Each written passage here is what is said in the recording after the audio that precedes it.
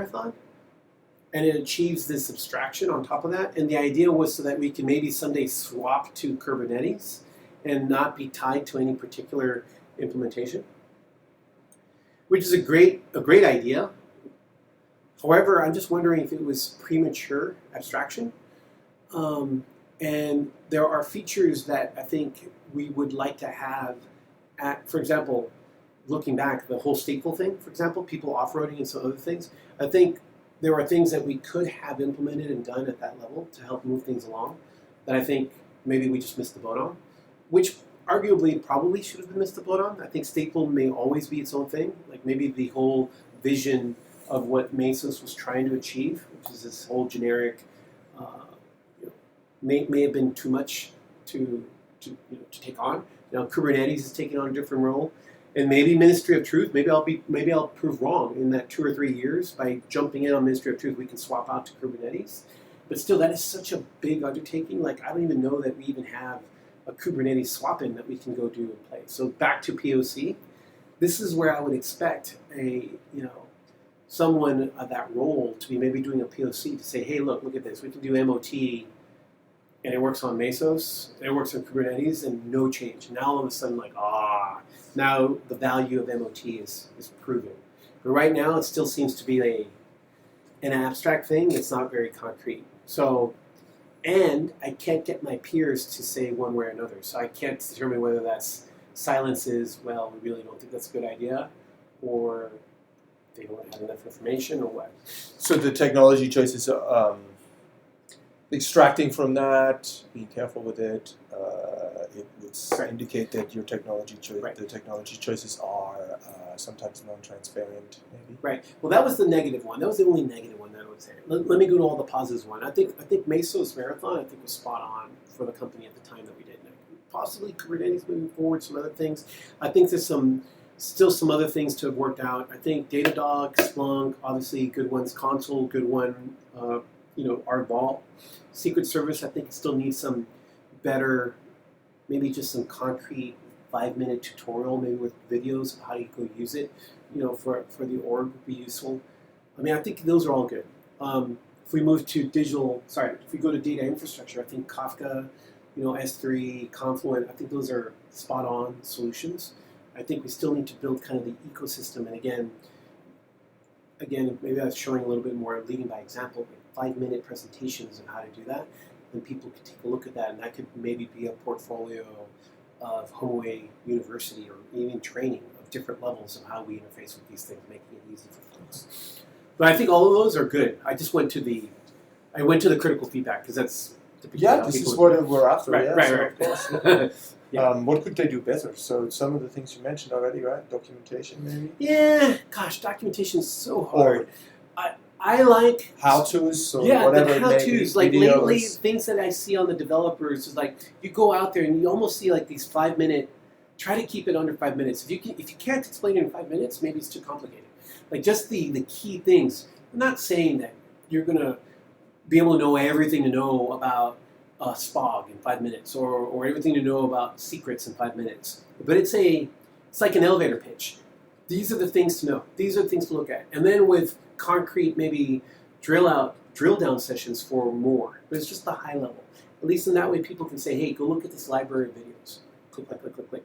And then you have a high level, and then from there, they can maybe go into deeper sessions. So it's just a high level beginner, and then maybe you have a 101 where you have an hour long. And maybe an advanced 201 or 301, intermediate and advanced. And that way people, I'm not talking about a full-blown certification program, but at least viewing it from a training perspective, I think really can help the entire org. Not only that, it'll help these guys too. Back to the previous thing about not being, so prima donna. Now they look more as a servant leader type person, which will only make everybody win. Okay. Is there any other things that you could maybe think of be improved? Or be done differently by the teams? Or? Here's a big one. So as you interview each of the teams. Watch it. This is being recorded. That's fine. Hey, just be aware, Steve got access to that consolidated deck. So he's getting impatient. He wants to see what's being recorded. Everything good? After this is done, which will be done in 5 minutes from now, that will be my sole focus. Okay. All right. But we're going to review it at 3:30, I think, according to Steve. Well, I don't have an invite for that review, Yeah, I know, so this is- that's very easy for me. The joys of life. Bye. So repeat the last question. It was Any other things other than documentation or maybe a marketing effort, really, to advertise and teach others about the technologies and how they can and help I make their had life something, easier. and then that interrupted me. Yeah, maybe less interruptions, but Praveen.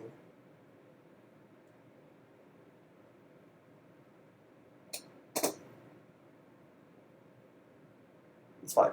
If it doesn't come to your mind, then it's likely. No, I had it, and it was good. We were talking about having a servant leader. You said that it would help them be. I mean, it really was There more was of a less of the point towards a prima perception. donna piece, Yes. and then Helping these guys. yes, now I remember. Awesome. As you interview each of the other people, right? It really help. I mean, you're the TPM, turning the migration of Elmer. So I've talked about this. It's like it'd be great if each of the teams. I keep talking about this in terms of OKRs. It's important to know the denominator. What is the entire enchilada? What is the whole thing? What's the denominator? Okay. And in each of these, in each of those teams, what are their OKRs from a denominator point of view? And for example, let's pick CICD, right? So how many people are using CICD to your previous question? If we knew what the denominator was for each team, you know what the old thing is. The old thing is Elmer. So at least we have a number. And now we may not know what the actual number of old to new is, but it doesn't matter. Let's just start tracking that, Yeah. and let's track the new, and then over time we can start figuring out, hey, there's a number here. We can extrapolate. We think the denominator is here, but it doesn't matter. When this thing goes down to 0, then we'll know we're at 100%. And it's being open. Let's at least try that, and then they leading by example of what denominator is having clarity with each team.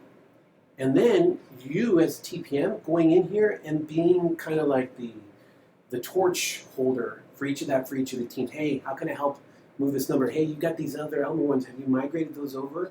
Let's move that. What can we do? What can we do to help move that number? Repeat that number or set of numbers for each of those teams.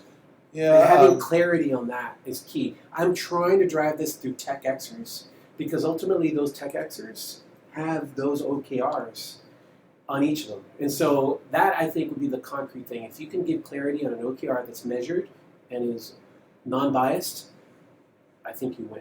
Yeah, I find that I consider the meeting over now, so thank you for doing that, by the way. Sure. Taking the time and all of that, so very much appreciated. I do find there is a large struggle with the concept of OKRs. OKRs, and also